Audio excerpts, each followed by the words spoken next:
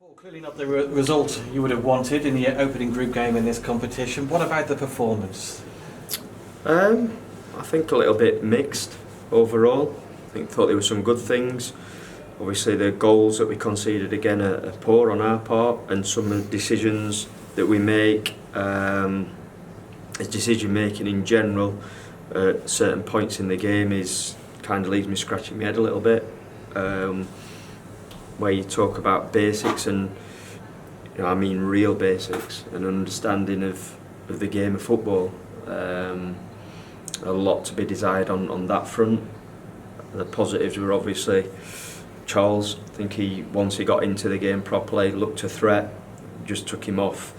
Not certainly because of performance, but more he hasn't played, as I said when he came in, a lot of football. And the last thing I wanted is for him to pick up an injury through keeping him out there for long. I thought he had a good run out, and that's certainly a positive for us.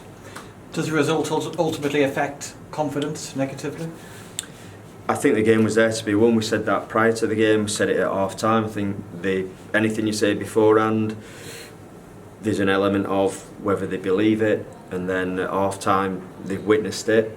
And the thing is, we get ourselves in front and we look like realistically probably the team that's on top of the game and should go on and win it, but ultimately we didn't. And I think that's when obviously it can affect confidence, and I've said it, there's no getting away from it. There's a couple of players out there that are clearly desperately seeking for a performance to make them feel better about themselves. Nice moment for Toby Stephens, not that it counted for anything in the end with the final scoreline, but really good penalty save from him. Yeah, I mean, I'll be honest, I thought that's where the game was going in the end. And on the back of the win last week on penalties, I was hoping that Toby could be a bit of a hero again, but had his moment, as you said, in the game with a good save. And then was unlucky in terms of the deflected shot from his own point of view, and exposed for what was the winning goal. How's Cole Winchester, who went off just before half time? Not sure. It's not right high up in the groin, but it's a groin area. Obviously wanted to get him off, didn't want to take any chances, but I don't know if it's anything he's done that's going to worry us for the weekend or not at this stage. Sincerely hope not, but kind of stretched. It was a great recovery tackle that he made, and I think he just jarred it. So hoping a bit of impact and maybe a day or two and he'll be better for that. And any update, Paul, on the injuries from the weekend? Morgan Feeney and Jordan Rossiter too? Strange ones. Strange in terms of Morgan's case.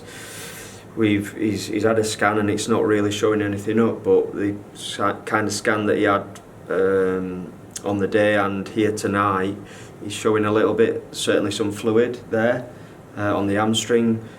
So in general it seems good news, but also a little bit, speaking to Skitty, he hasn't had that situation before. So Morgan's still feeling something, but it's saying there's nothing there. So like I said, in one way positive, but maybe a little bit worrying in terms of we're not quite sure what it is at this stage. So I'm kind of almost at a loss myself, as in I'm not sure what realistically the next stage is, or whether we try and push Morgan out there, but he's still saying he's feeling something, and I'm sure he is, but like I said, the scan's not actually revealed anything. I think there's a thought of perhaps looking at something linked to his back to see if there's anything there. And then Jordan Rossiter, we've got a potential chance of him having an injection that would only hopefully keep him out a couple of weeks. Now, there's no guarantee that will work, but it's certainly, we've had it from a couple of people now, it's the way to go with it. So fingers crossed he can have that injection, and then we'll get him back a lot sooner than perhaps we first feared. And George Nurse, any update with George? Trained yesterday, did some running today, so plan will be to train tomorrow, and hopefully he can just keep training and then be back available. I think don't know if I said it at the weekend, so forgive me if I'm repeating myself. What I would say is, I think we've all got to manage expectation with George. You know, as much as, like for me, once you're fit and you're training and you're up for a selection, if you get that call, then you've got to go and do your best. But I think there's also a reality of he hasn't played for 2 years, realistically. I know he played at Brackley, but in general he hasn't played.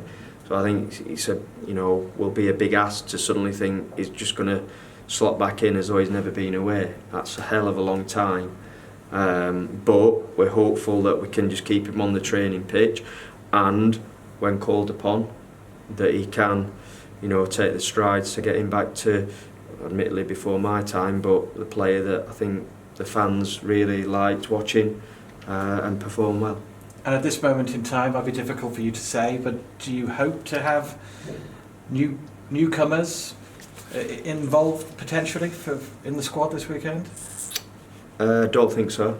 And I think newcomers, I think we said about the size of the squad, and in reality we were looking at one more player. That's kind of where we're at. So from that point of view, wouldn't be newcomers. And at the minute I don't think, to my mind, anything will happen before Saturday, albeit, again, football can change very quickly with a decision, with a phone call, whatever it may be.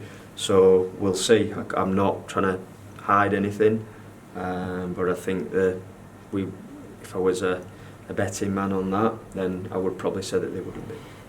As always, thanks for your time, Paul. Thanks.